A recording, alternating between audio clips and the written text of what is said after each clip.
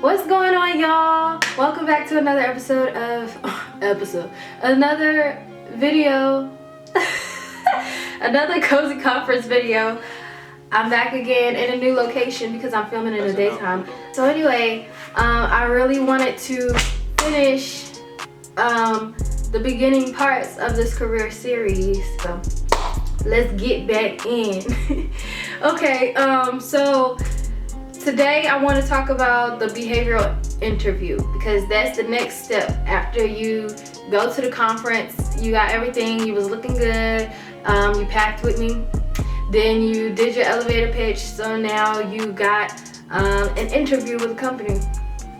So now when it comes to the interview, this is only for a behavioral interview. It's not going to be for like a technical interview. A behavioral interview is when you go and you talk to the employer about, they'll ask you questions like, give me a time where you struggled through working with a team member or something like that. Like, they want to know what kind of person you are. They want to know if you'll fit in the culture and if you're a trainable type of person. So they're just trying to get a better idea of you, who you are.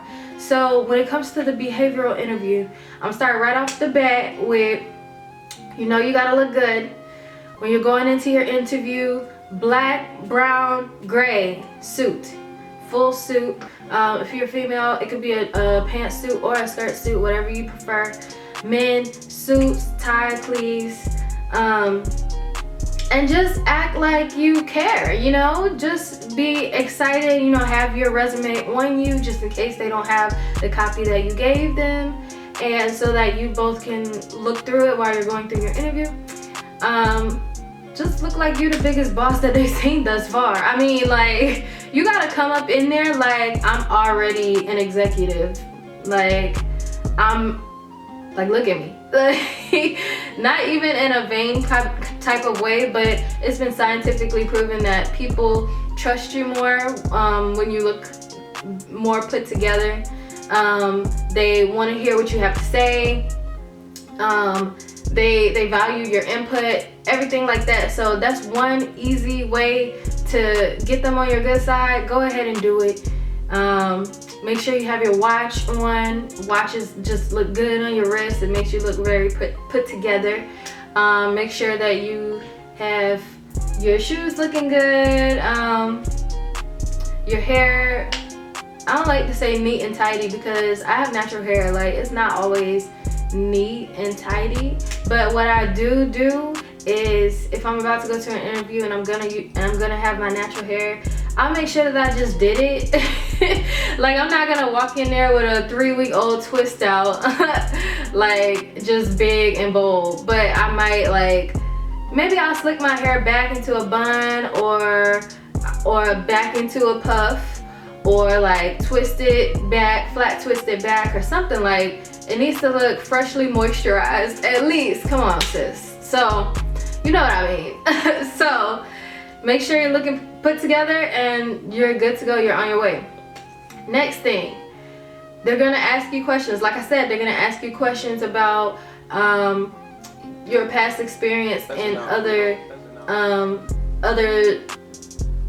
scenarios that might symbolize what you'll go through when you're at work. So they'll ask you things about like being in a team. They'll ask you, were you ever the leader of the team? Or was there ever a different leader of the team and you had to step in and fill a leadership role? They might ask you something like that. Or they might ask you if you ever had a problem with a team member, how did you resolve it? They will definitely ask you, what are your strengths? What are your weaknesses? So I'm about to go through a few ways to answer some of those questions. And then I'm gonna give you one more tip, and then that's gonna be it. So y'all got this. Watch this. So when it comes to what are your strengths, what are your weaknesses? When it comes to your strengths, think about what you're really strong at. Like me, I know that context is one of my strengths, meaning I like to gather a bunch of information.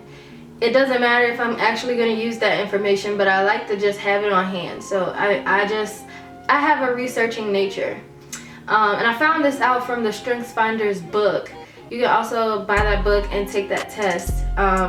But it further reinforced some things that I already knew about myself. So if you don't really know what your strengths are, it'd be good to buy that book and see like what you get after you do the quiz. If you know yourself a little bit, then let's move on. Let's pick our strengths, okay? So when it comes to what are your weaknesses, that's when you can kind of tailor it to make you look good.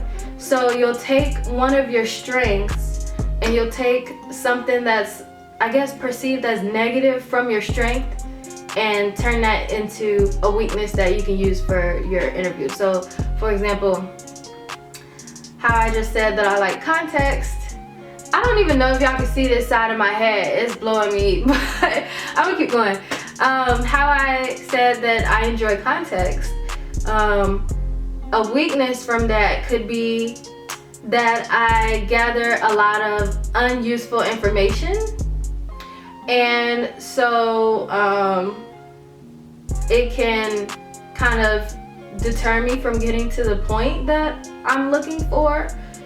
So it just takes, and this is where I flip it around, it just takes a conscious effort to re-understanding what I'm focused on and rethinking the scope of whatever I'm trying to research. So it's like, okay, I have a weakness, but it doesn't overtake me. I still know how to control this, and I can turn it around to be something good. So it's just like not really a weakness. It's just like, okay, here's an area for growth. We'll say it like that. Here's an area for growth, and then also describe, here's what I'm doing to grow from that. And there you go. Now they're like, oh, this is such a great candidate, you know, like, you know, even her weaknesses don't seem too bad. Like, because if you go up in there and they're like, what are some of your weaknesses? And you're just like, oh, like, I'm always late, and when I don't feel like doing something, I just don't do it. So yeah, like, they're not gonna hire you, sis. They're gonna be like, okay, she has some weaknesses that we can't work with. Like, those aren't areas for growth. That if you just come up in there and you're like, yeah, I'm always late, and you are not trying to like be on time for things, or you're not talking about how you're trying to be on time, like, that's what it really comes down to. When you talk about your weaknesses with your employer, you want to talk about how you can change it and what the things that you're actively doing to change them. And they just want to see your growth. They just want to see that you can grow and that you're trainable. So yeah, and don't walk up in there with no weaknesses, because then you just look like, it's just not good. Like, come in there ready to finesse. All right, take what I'm giving you and use it to your advantage and finesse this. Okay, then when it comes to other questions about what is it like if you were in a team with someone who was being who was not coming to team meetings, he just wasn't being a team player, how would you deal with that? Have you ever been in a situation like that before? This is where you need to use your STAR method technique. And I preach this all the time to students at different colleges. I was preaching this when I was in college to like high school students and other people in college. The STAR technique, it's an acronym. So STAR, S is for situation, T is for task, A is for action, and R is for result. I also like to think of our like results as like what came out of it and what you learned, like put it together in the results. So STAR method, when somebody asks you a question like this, you'll start off with, well, the situation was when I was in my junior year of college. I was in a group project and I had to be the leader of the project, and the project was we needed to program a FPGA device to to have a clock on it or something. I'm just making up a project. Not really, I kind of had to do this project, but it wasn't a real situation. But anyway, you give the situation, right? So here's the scenario. Let me set the scene. Then T, the task, comes right next. All right, so we had to complete our project by this Friday coming up, and we had team meetings every Wednesday, and we had someone on our team that just was not cooperating. So we needed to figure out how to work with this so that we can understand how the grades should be given fairly and make sure that everyone is doing their part so that we get a good grade. That's the task, okay? The action is, what did you do next? So I might say, okay, so I pulled this person to the side and I was just kind of talking to them. I asked them if they wanted to go get coffee over at Starbucks real quick. We chilled, and then I was just asking them, you know, is there a lot going on? Because I see that you're not at the team meetings and you haven't really been contributing, and you know this project is due on Friday, so we just want to make sure that we're doing our best so that we can get the best grade that we can. Hear my other person out. Maybe they've been going through it. Maybe, you know, financial aid is tough right now, or maybe like their boyfriend just broke up with them, or like, you know, people be going through stuff sometimes. So that, okay, so back to STAR method. A, action, that just focuses on what did you do, not what did the team do. Not, okay, well, the team came together and overall we decided blah blah blah. No, it's what did you specifically do, because this employer is not, he's not giving your team a job, he's giving you a job. You're an individual now. So that's that action right there. The action part will really tell them what kind of leader you are, because anywhere you go you're going to be a leader. You're going to be leading someone, you're going to be leading something. It doesn't matter if you're not going to be, if you're not interviewing for a manager position. It doesn't matter if you're not interviewing for like next level up, whatever. It doesn't matter if you interviewing for a customer service representative at Domino's. They want to see that you are a leader. So and that you can lead people, because new people are going to be coming in regardless. Like, okay, first you'll start off, you'll be the new person, but after a while someone else is going to come in and you're going to have to lead them. So that's what A is all about. Then when you get to R, the results, I might say, yeah, my team member, we got to really bond over our coffee at Starbucks and really understand each other. So then my team member was more open to coming to the last team meeting on Wednesday and really sticking it out, and then we ended up getting an A on our test. And so that just helped me to just realize that sometimes it's not all about business. Sometimes it's about making a real connection with the people that you're working with. And that's a very great answer right there, because the results, it tells you how we actually did at the task. The task was to get a good grade on this project that we had to turn in on Friday. The results tells what you learned about this through this experience. And the results also show the change that occurred from the task to the end. So it's just a great way to like really bring a story together, because when you get to the interview, it can be so anxiety inducing. You could just be like I can't think of a time. So let me give you this last tip and then I'm gonna be out.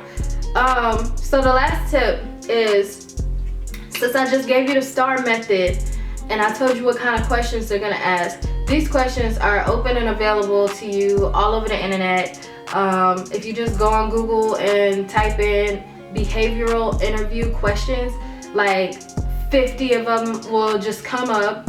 So you'll just print them questions out, or just like take a screenshot, have them in the back of your mind. Then I want you to come up with 4 different situations that ever had happened. Like that situation that I just gave y'all, I could come up with another situation. I was in the marching band. That's it. Another situation, I was girls outreach chair for Sweet.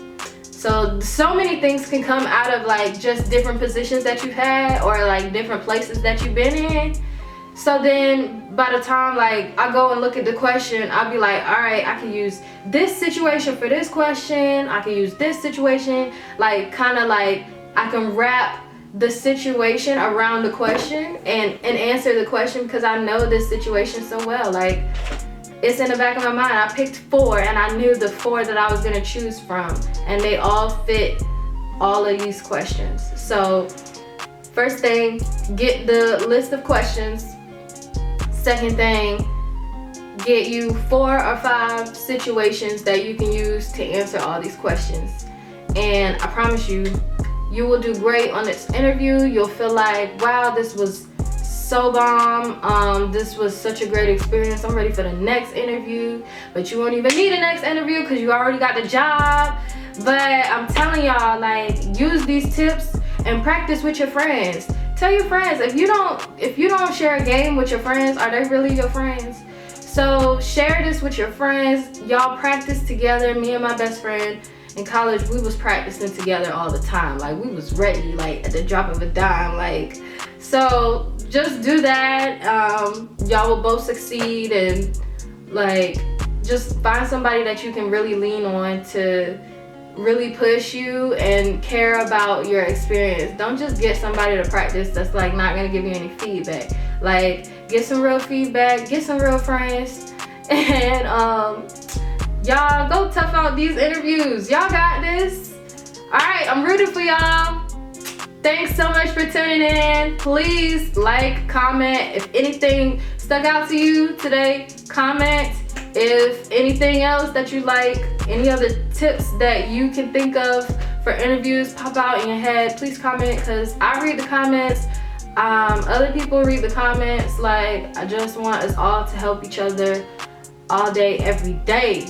Okay? The world is ours as long as we take it in our hands and we share it with ourselves. We share it with others. So I love y'all so much. Thanks for making it all the way through this video. And I hope y'all have an awesome day. Bye.